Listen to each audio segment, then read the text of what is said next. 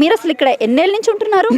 ఒక 10-15 ఇయర్స్ మధ్యలో నుంచి ఉంటున్నాం మేడం, ఇంచుమించు చాలా రోజు నుంచి ఉంటున్నాము. అప్పుడు ఇవన్నీ కోరీలు ఉండేవి. ఇంకా మేమే మెల్లమెల్ల కొంచెం కొంచెం పైసలు పెట్టుకొని ఈ కోరీలకి మొత్తం పూడ్చేసి ఇక్కడ ఇల్లులు కట్టుకోవడం జరిగింది అనమాట. ఇక్కడ మేము ఒకటే కాదు, ఇప్పుడు అప్పటి నుంచి మా ఫాదర్ వాళ్ళు కూడా ఇక్కడే వర్క్ చేసారు.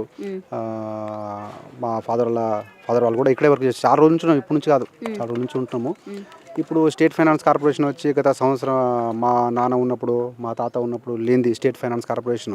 ఇప్పుడు స్టేట్ ఫైనాన్స్ కార్పొరేషన్ ఎక్కడి నుంచి వచ్చిందో మాకైతే అర్థం కావట్లేదు. First of all state finance corporation అది వచ్చి ఉంటే దీనికి ఒక పెన్షన్ వేసేసి దీనికి ఒక బోర్డు పెట్టేసి ఇది గవర్నమెంట్కి సంబంధించిన ల్యాండ్ అని ఆ రోజు చెప్పుకుంటుంటే, ఇక్కడ మా ఫాదర్ చుట్టాలు కాదు కదా, మేము కూడా చుట్టాలం కాదు కదా, కరెక్టే కదా.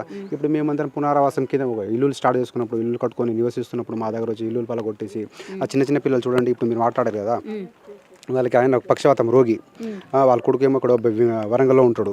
ఆ చిన్నపిల్లడు ఆ పొద్దున్నదే తినలేదు, హైడ్రోలు వచ్చారు, అది మొత్తం పలగొట్టేసారు, పక్క ఇల్లు పలగొట్టేసారు, ఆ ఇల్లు పలగొట్టేసారు, వాళ్ళ హౌస్ కూడా మూసుకుపోయింది. వాళ్ళకి ఇప్పుడు స్నానం కూడా లేదు, స్నానం కూడా చేయట్లేదు.